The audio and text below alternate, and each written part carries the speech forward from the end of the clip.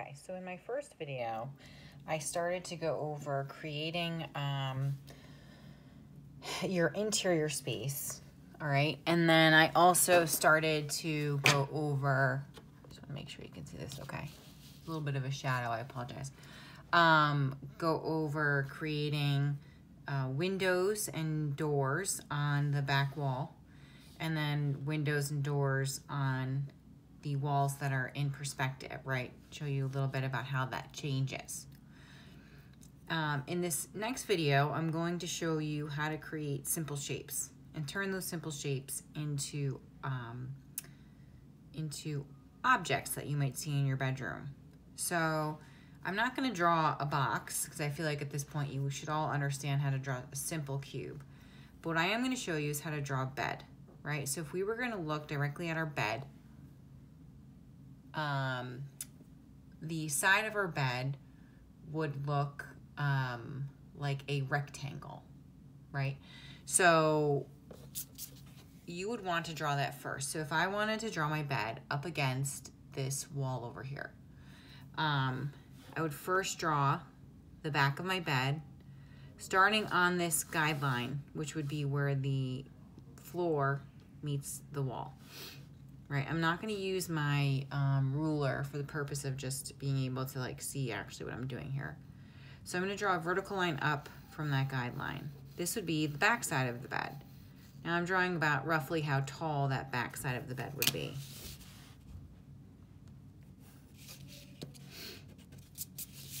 Then I'm going to draw in the bottom of the bed, coming from that guideline as well.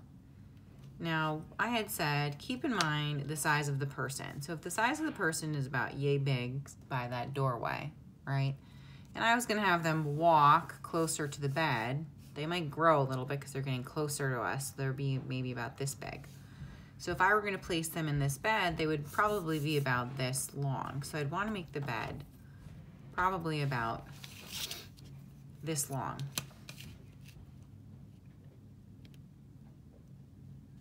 So I'm going to go in and draw my horizontal line here, right? And then my vertical, right? And then the other side of my bed, right? The top.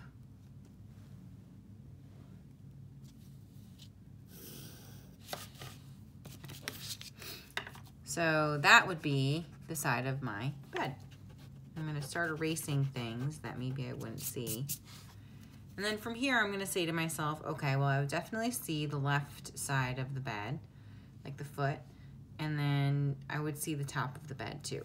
So now using my ruler, I'm going to match up these points with my vanishing point to create my guidelines. So they don't have to actually go right to the vanishing point. You could draw them just as far out as you think they would go.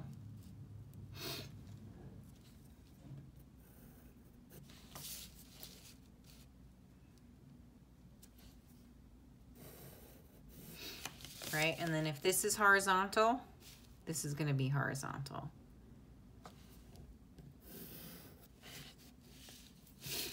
And if this is vertical, this is going to be vertical.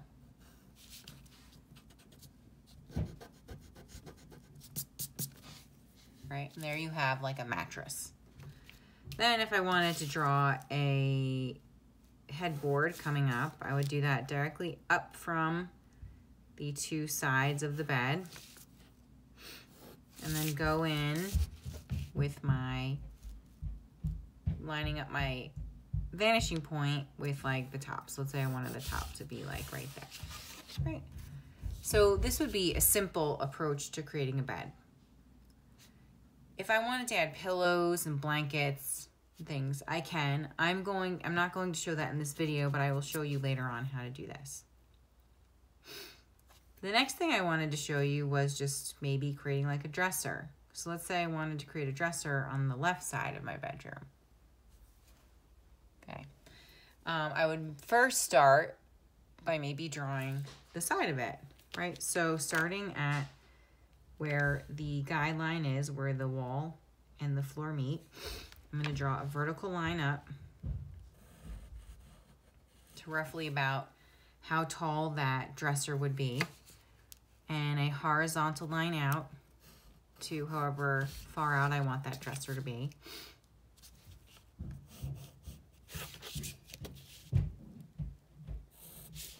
Now I have the side of the dresser. So from this angle, I would see the top of it and the right side of it. So now I'm going to use my ruler to draw in my guidelines, the sides that are in perspective, right? And if this is horizontal, this side's going to be horizontal. And if this side is vertical, this side's going to be vertical, right? So one thing I haven't started adding in yet is like drawers, right? So I'm gonna eventually start adding in all of that craziness too, like details, like drawers and pillows and things like that. But right now we're just keeping it simple. The next thing I'm gonna go over with you in this video is creating like a grid, right? So I said a grid. You know, another thing I could do too is, you know, I'll quickly go over too, is with windows, right? The shape of the window. You can imagine you could draw something like that on the ceiling if you wanted a skylight.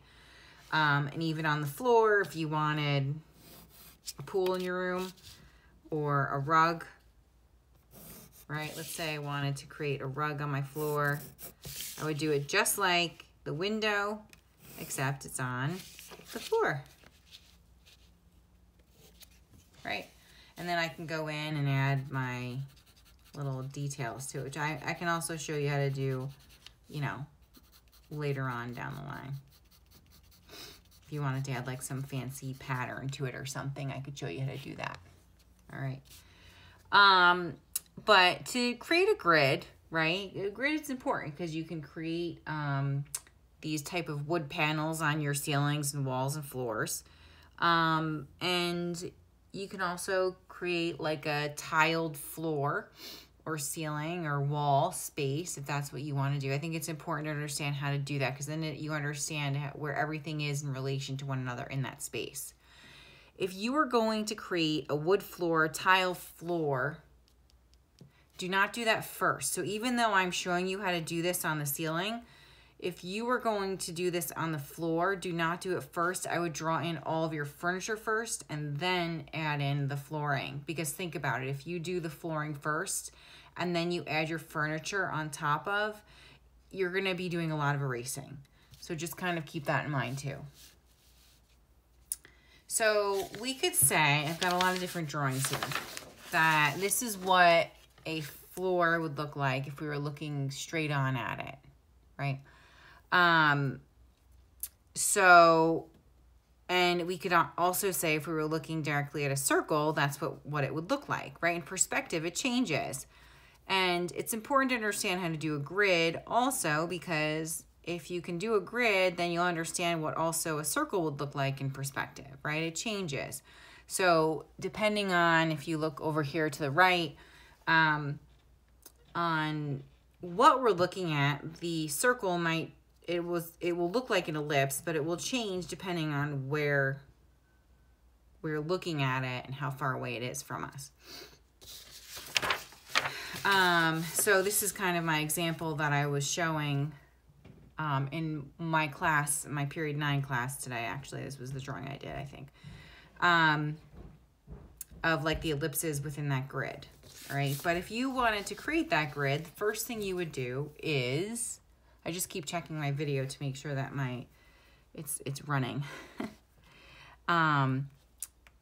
is to space out on the back wall how far apart you want the flooring to be. Right, so you can measure it. I'm eyeballing it right now. And then the next thing you want to do is wherever you made those marks, which I would lightly make, you're going to line them up with the vanishing point to those marks that you made, right? Because that would be where the wood floor starts. And you would line up your vanishing point, with each of these points across the entire ceiling.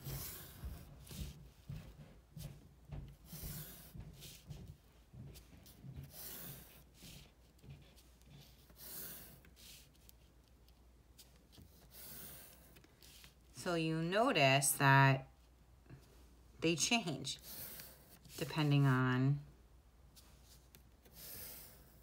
where they are. We are standing directly in front of this picture, right? So the ones in the front are going to automatically be a lot bigger than the ones to the right or the left because they are the closest to us.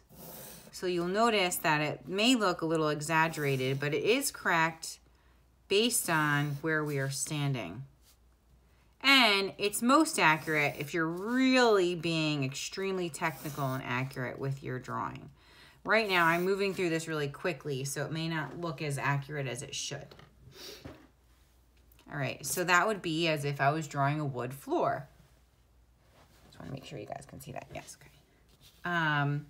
Now, if I wanted to create the grid, like a tiled floor, it's a little bit different. So what you would want to do is starting at one of the end points of the back wall, right? The right side or the left. I'm going to start on the left. You're going to draw a diagonal to the end point of your piece of paper. So you could do it from this side or you could do it from this side. This is as accurate as it could possibly be. So I'm going to lightly draw that diagonal through.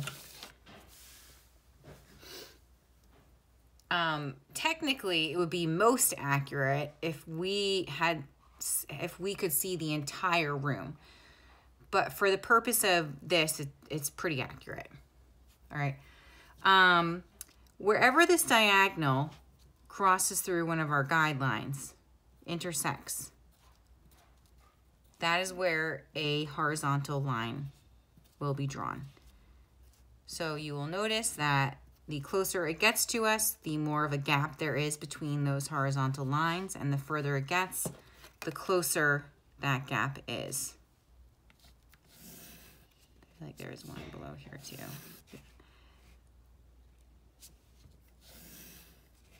Okay, reason being is it's a lot further away, so things are appearing a lot smaller. So the space is less, and the closer it gets to us, the more space there is between those lines.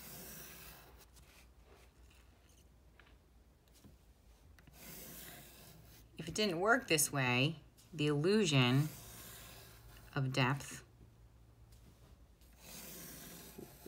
would not look correct. It would look kind of silly and inaccurate. It would not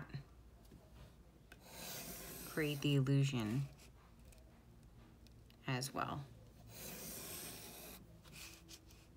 So you can see the closer I get, the more space there is.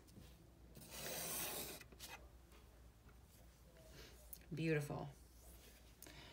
So you can see, you know, if you wanted to create a tiled floor, you could do something like this, right?